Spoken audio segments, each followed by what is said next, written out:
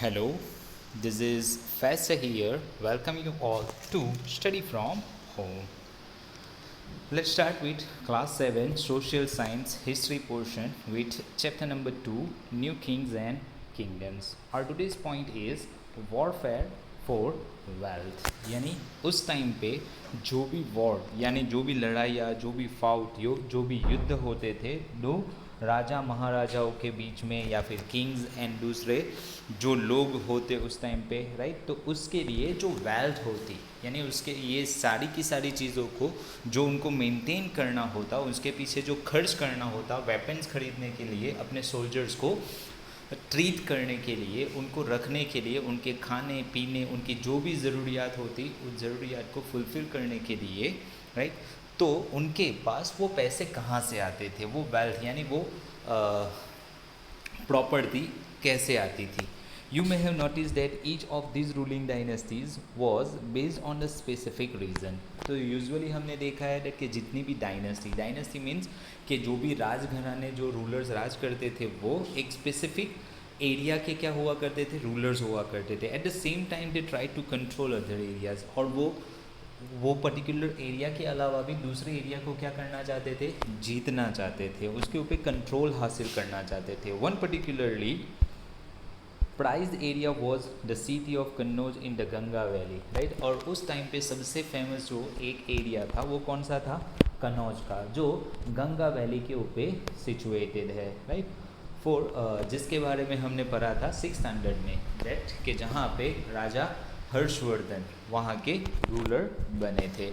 4 centuries rulers belonging to the Ganga Gurjara Pratihara Rashtrakutas and Pala dynasty fought for control over Kannauj. यानी काफ़ी century काफ़ी यानी सदियों तक ऐसा रहा दैट कि वहाँ पे राष्ट्रकूटा पाला और गुर्जर प्रतिहारा ये तीनों की तीनों जो डायनेस्टी है वो इस कन्नौज के ऊपर राज करने के लिए एक दूसरे के साथ लड़ती रही.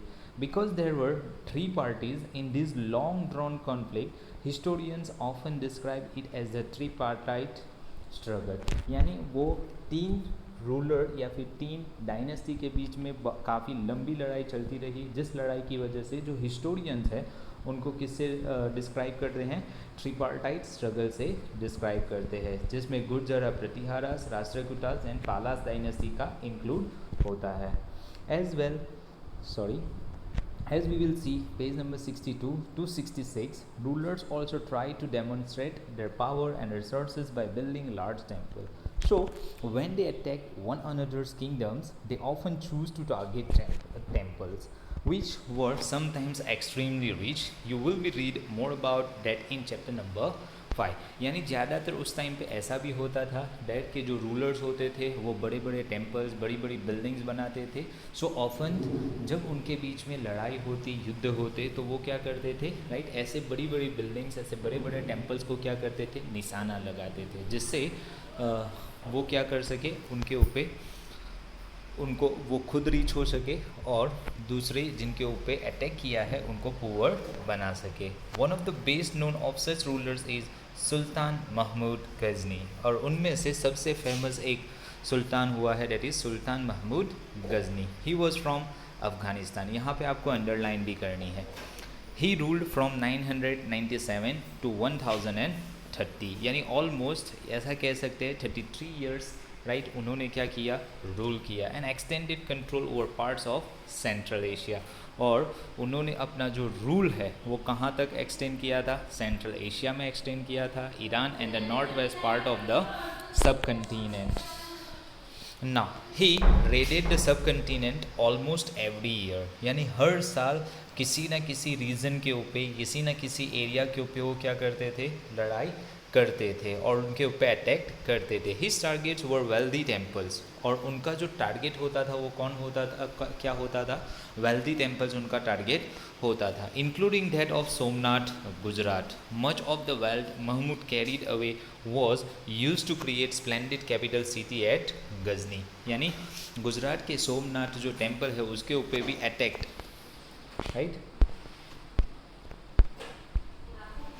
किसने किया था राइट, महमूद गजनी ने किया था. सुल्तान Mahmood was also interested in finding out more about the people he conquered, right? And entrusted a scholar named Al-Biruni to write an account of the subcontinent. यानी वो क्या करते, राइट, जिनको वो जीत लेते या फिर जिनके ऊपर वो अपना कंट्रोल हासिल कर लेते, तो उनमें उनकी काफ़ी दिलचस्पी होती थी. दिलचस्पी इस हिसाब से दैट कि वो किसी जो भी उस टाइम के जो हिस्टोरियंस थे या फिर जो स्क्राइबर्स थे जो ऐसे रिकॉर्ड्स के बारे में लिखते थे, तो वो क्या करते थे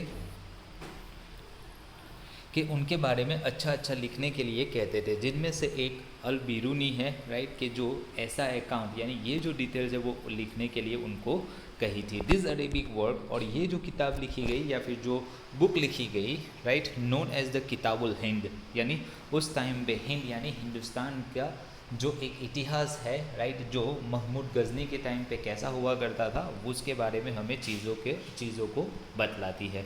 remains an important source for historian. He consulted Sanskrit scholars to prepare this account, और उन्होंने संस्कृत जो स्कॉलर्स थे कि जो यही जो अरेबिक चीज़ है, राइट, वो संस्कृत में क्या कर सके, ट्रांसलेट कर सके, इसके लिए उन्होंने क्या किया था, संस्कृत जो स्कॉलर्स हैं उनको भी कंसल्ट किया था. Other kings who engage in warfare included the Chahamanas, later known as the Chauhans, who rule over the region around Delhi and Ajmer. यहाँ पे आपको अंडरलाइन करना है.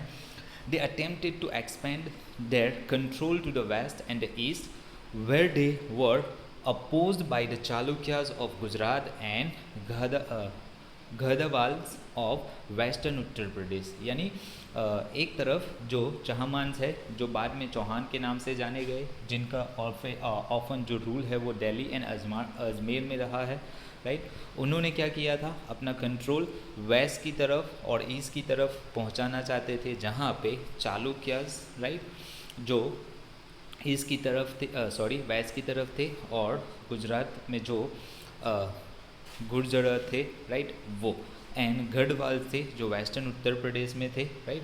The best known Chauhan ruler was Prithviraj III. So here you also have to underline the best known ruler is, यानी चौहान में सबसे famous जो ruler हो गए वो कौन हो गए हैं, Prithviraj Chauhan, that is Prithviraja III. That उनका जो रूलिंग का जो ईयर है वो 1168 to 1192, who defeated an Afghan ruler named Sultan Muhammad Ghori in 1191. Now, so here you also have to underline कि पृथ्वीराज चौहान ने, राइट, पृथ्वीराजा III ने किनको डिफीट किया था, अफगान के जो रूलर है मोहम्मद घोड़ी, नॉट मोहम्मद गजनी, राइट.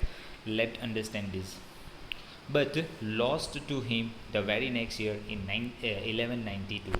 यानी 1191 में तो उन्होंने सुल्तान मोहम्मद घोड़ी को हरा दिया था, लेकिन फिर जब नेक्स्ट लड़ाई हुई 1192 में तो वो हार गए थे, right. So now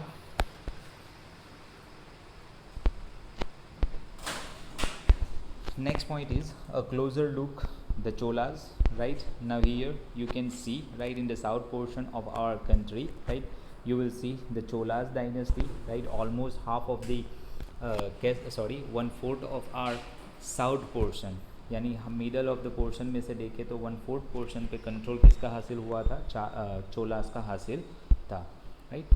from Uraiyur to Thanjavur, right. यहाँ पे प्लेस ऑलरेडी है, उड़ैयूर और थांजावुर दोनों आप देख सकते हो हियर. क्लियर. ना how did the Cholas rise to power, उनकी यानी जो एक शक्ति है वो किस तरीके से बढ़ी. A minor chiefly family known as the Muttaraiyar held power in the Kaveri delta, यानी उस टाइम के जो मुत्रैयर नाम के एक जो स्मॉल चीफ है, यानी जो मुख्य फैमिली थी जिनका यानी रूल हुआ करता था, पावर हुआ करता था कावेरी डेल्टा पे. They were subordinate the Pallava kings of Kanchipuram, that you already have learn in 6th standard के कांचीपुरम में जो पाल्लवा किंग्स थे, राइट, उनके सबऑर्डिनेट यानी उनको सपोर्ट करने वाले थे. Vijayalaya who belong to the ancient chiefly family of the Cholas from Uraiyur, और दूसरे जो विजयलया है, राइट, जो बिलोंग करते थे जो एंसाइन फैमिली, एंसाइन मीन्स के बहुत पुरानी एक फेमस या फिर जो मुख्य फैमिली हुआ करती थी चोलास, वहाँ से बिलोंग करते थे. Capture the delta from the Mutharaiyar in the middle of the 9th century, right. 9th century की मिडल में उन्होंने क्या किया था, मुत्रयूर से ये जो पार्ट है वो हासिल कर लिया था। He build the town of Thanjavur and a temple for goddesses, right, Nishumbhasudini, right there. और उसके बाद उन्होंने गॉडेसेस निशुम बसुदिनी का जो टेम्पल है वो वहाँ पे सिचुएटेड किया था, right. Now, the successor of Vijayalaya conquered neighboring regions and kingdom grew in size and power. और ये जो विजयलया के सक्सेसर यानी उनके बाद जो नेक्स्ट जनरेशन आई, उन्होंने नेबरिंग रीजन यानी उनका जो नेबरिंग एरियाज़ है उसके ऊपर अटैक किया, उसको हासिल कर लिया, उसको अपने कब्ज़े में ले लिया, राइट। एंड इस तरीके से उन्होंने अपने पावर को बढ़ा दिया। The Pandyan and the Pallava territories to the south and north were made part of this kingdom. और इस तरीके से पांड्यन एंड जो पालावा टेरिटरीज़ है वो साउथ एंड नॉर्थ में किसका पार्ट बन गई, चोलास का पार्ट बन गई। ना Raja one considered the most powerful Chola ruler, यहाँ पे अंडरलाइन करना है Raja who was considered the most powerful Chola ruler, then Raja one considered the most powerful ruler, became king in 985 and expanded control over most of these areas. He also reorganized the administration of the empire, यानी वो बहुत ही famous हो गए। उन्होंने अपना जो control है काफ़ी एरियाज़ में क्या किया था, एक्सपांड किया था यानी फैलाया था। उसके अलावा भी उन्होंने अपना यानी जो रूल करने की जो पॉलिसी थी उसको क्या की थी, नई इम्प्लीमेंट की थी। Raja son Rajendra one continued his policy and even raided the Ganga valley. और उनके बाद उनका जो बेटा था राजेंद्र वन, राइट, उन्होंने क्या किया था, गंगा वैली के ऊपर अटैक करना स्टार्ट रखा हुआ था, राइट, जिसमें शामिल है उसके बाद Sri Lanka and countries of south Asia developing a navy for this expedition. Navy means कि नेवी मीन्स यूजुअली जो फाइट करते रहते थे किसके ऊपर, जो वाटर थ्रू जो यूजुअली अपनी आर्मी को उतारते हैं और उतारने के बाद यानी दुश्मन मुल्कों के ऊपर क्या करते हैं, अटैक करते हैं, उनकी बात यहाँ पे हो रही है, right. So now that's all for today, right? Inshallah in our next class we will discuss with the next topic, that is splendid temples and bronze sculpture, right? So thank you very much for listening me very patiently.